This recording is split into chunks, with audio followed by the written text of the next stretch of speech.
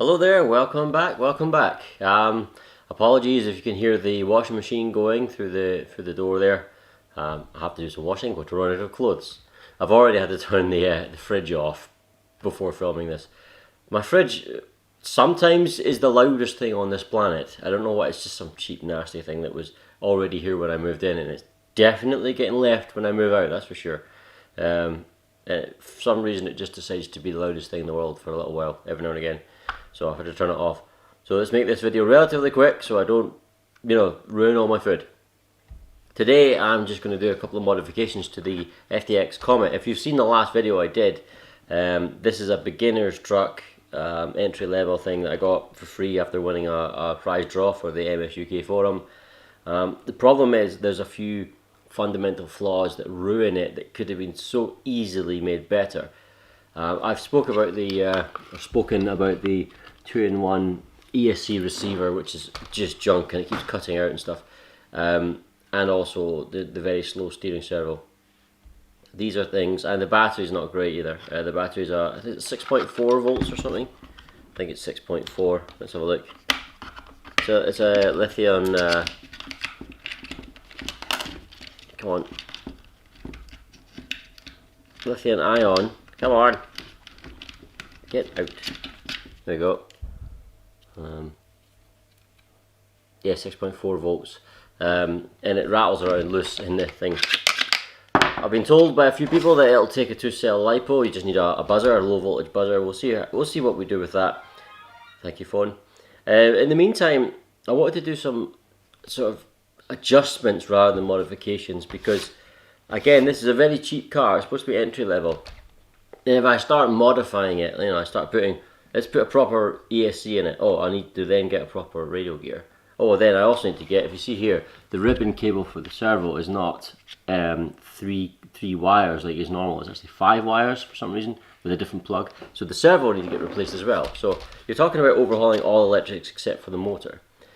And then you're going to start pushing the price well beyond £100, and this is supposed to be an entry level truck. And yes, about £120, £130 is still entry level, but it's not entry level for what this is, what, a 1/12? You're going to start pushing this up to maybe even beyond the price of an FTX Carnage or Bugsta. What's the point then? At the same time, I can't have this sitting here being not as good as it should be, not as good as it can be, so I will probably end up modifying it anyway.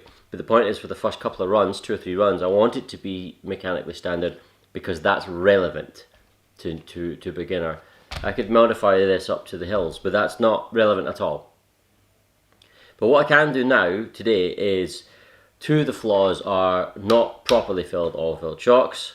See, oil-filled oil, they looked at the picture of some oil, that's about it. That's about as close as these shocks have got to oil-filled. And also, the Servo Saver has got so much play in it. If you saw the previous video, you'll see that at full lock, the wheels start to vibrate back and forward a little bit, and it sort of throws off the handling. I can see, having had a look at it closely, I can see if I turn the wheels, you can see the Servo Saver opening up completely, taking up all of the slack rather than letting the wheels move. So there is way too much play in that. Some people have said, okay, upgrade the Servo Saver, you can fit Servo Saver from something else. But again, trying to keep this relevant to a beginner's not going to go out and buy an aftermarket Servo Saver, but they might have the fortitude to go, that's got too much play, let's try and reduce this play. We could maybe compress the spring or fit a different spring or whatever. So what I'm going to do is I'm going to have a look at this Servo Saver, see if there's anything that can be done right now for free. So here we are, you're in the Servo Saver. Let's see if I can get this on camera. Am I getting on camera? Yes. Servo Saver's here. There's the spring that sort of takes up the slack underneath an E-clip, unfortunately, but there you are. And what's happening is that isn't under enough tension. It really isn't under enough tension. So rather than, I know a Servo Saver, the whole point of it is if you take an impact, you do have a little bit of flex there rather than destroying the servo gears or the steering arms or what have you. But the point is, it shouldn't be activating on the normal steering, and it is. It's just too much damn slack. It's actually quite a lot. And what I need to do is, you've got the E-clip on top, which can't move up and down because it's clipped onto the actual post, and then the spring under it. So what you need to do is either fit a stronger spring under it, or take the E-clip off, compress the spring with a fat washer or something, and then put the E-clip on top of the whole lot. Unfortunately, the first thing I need to do is take the E-clip off, and what often happens with these things is they go ping, and they're never seen again by anyone ever. So I'm going to try and not lose this E-clip as I ping it off. Ow! Got it though, but that was really sore. So what I've decided to do is, if you look here at the old, where is it? I'm trying to get it on camera, there it is, on the Servo Saver. You've got to put the spring on there, like that, okay? There, and then the E-clip goes above it. I'm going to try and get 2 thicker washers. 2 might be too many, but I'm going to try 2 because I don't think one's going to be enough. 2 slightly thicker washers to go above it. Don't know if you can see them, there you are. And then put the E-clip on top. It's going to be quite difficult to get the E-clip to clip on, because actually, when you try to compress that tiny little spring, it's really fiddly to try and keep it compressed and then put the E-clip on top of it. It's going to be even more difficult with the 2 washers, so that means it will have to be compressed even further. But I'm going to give it a shot. There's enough clearance for these washers to clear everything else that's going on in the steering assembly. But wow, it's going to be rather challenging. Well, that was awful. So 2 of those washers are just too much. The tolerances on those springs are really tiny. So 2 was too much, 1 was too much. So I had to use a thinner washer. It was half the width of one of those other ones. And even still, it was such a struggle to compress the spring to get the E-clip in. I actually eventually had to take the entire assembly, entire Servo Saver assembly right out. So I had it in my hands here and was trying to compress it with it was horrible, but it's finally done. And now, obviously, I've not plugged the shocks back in yet because I'm going to do the shocks. But the there's way less play in the Servo Saver. There's almost no opening and shutting of it at all as you're turning it left and right. There's still a tiny amount of saving, if you like, so it'll still work. It probably won't survive ridiculous impacts, but then this cheap buggy probably won't survive ridiculous impacts anyway. The point is, it's now going to steer properly. So that's good. It was horrible to do, but it's good now. The other thing I was going to do, as I mentioned, was the shock absorbers. So let me just take the shocks off, and what we'll do is we'll find out how much is in each one, because I did mention that they're not filled properly.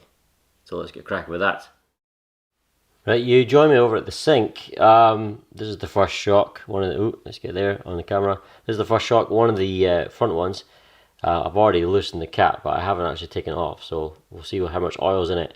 Problem is, I've already hit one quite bad issue with this one. I've inspected the rest, and none of these 3 here seem to have the same problem. But this shock shaft is quite badly scored. I don't know if the camera will pick it up, but just there near the top. Will it see it? I don't think it'll see it. But there's a score all the way around the shock shaft, about, I would say, 6mm from the top. What it looks like is somebody has tried to put the eyelet on at the end and held this shaft with pliers, and they've just, as they're trying to turn it, and they've just scored it all the way around. Now that's a real issue, because I was going to put some I mean, it'll probably leak regardless of how thick the oil is, but especially with some thin oil. I was going to put some thin oil in these shocks, and still am, to be honest, because the springs are very weak, the very soft springs, and the car is very light, so it's designed to have thin oil, but the thin oil is just, and I believe it will just piss out the bottom of this shock, unfortunately. But there you are. That's and the thing is, you can order new shocks for it, but this shouldn't be out of the box like this anyway. But the point is, the shocks come assembled, so what's to say the person who built it in the factory hasn't done exactly the same thing on the ones you order? But that's exactly what's happened. You can see it's scored all the way around relatively evenly, because they've tried to grasp it with some sort of tool like player pliers or whatever, and turned the eyelet at the bottom, and it's just scored all the way around. Anyway, let's find out how much oil is in this. I'm guessing not very much.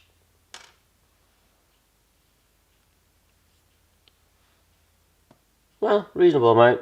Don't know if you saw that. Reasonable amount.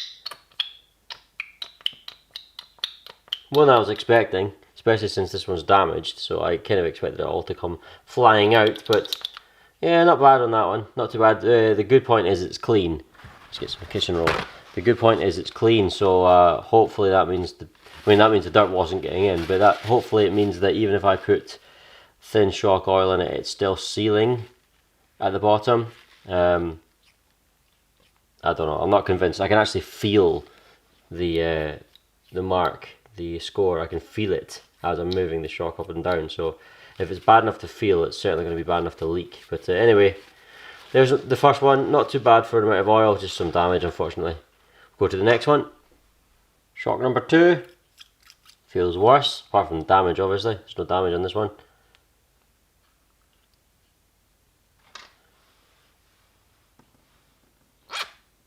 Not very much. Not as much as the first one. Still, not the worst I've seen on a budget RC, but these are the 2 front ones then. Not too bad. Not too bad. Next, shock number 3. Let's have a look.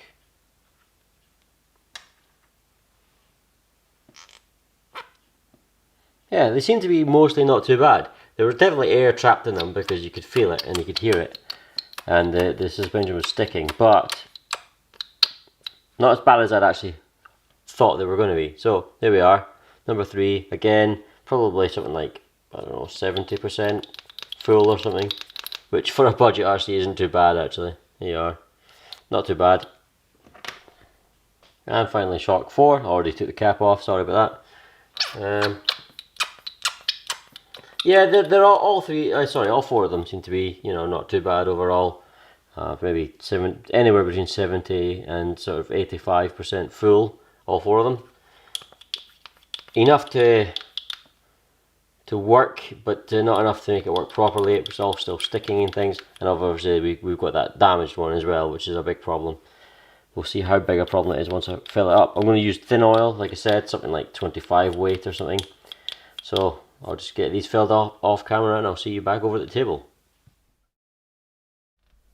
Alright, shock's back on the car. You can tell it's already got much better control of its own mass. Much better, and there's no sticking. You know, previously it would compress then sort of hold for a second and spring back. There wasn't enough damping and it was sticking a bit. This is 100% better, 1000% better. And obviously with the Servo Saver working properly, I would say, much better. We should have a car that drives and handles better than it did before. Incidentally, the front right is where the damaged shock is, the one with the scored shock shaft, so I'm going to have to keep an eye on that. Seems to be working okay, but it might well seep out over time. So I will keep you updated on that also. And we'll get a couple of runs with it as it is, and then we'll probably start modifying to see if we can turn it into as good a car as it could be. But of course that'll push the price up. Right then, let's see if this works.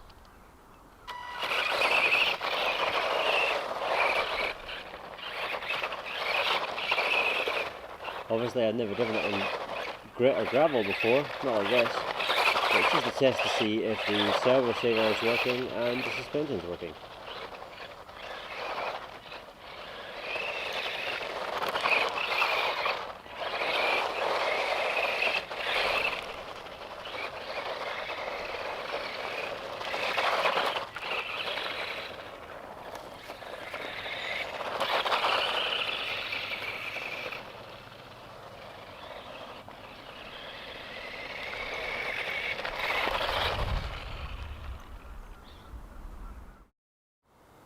Well, we've definitely made a step forward, that's for sure. The car is more floaty over the surface now.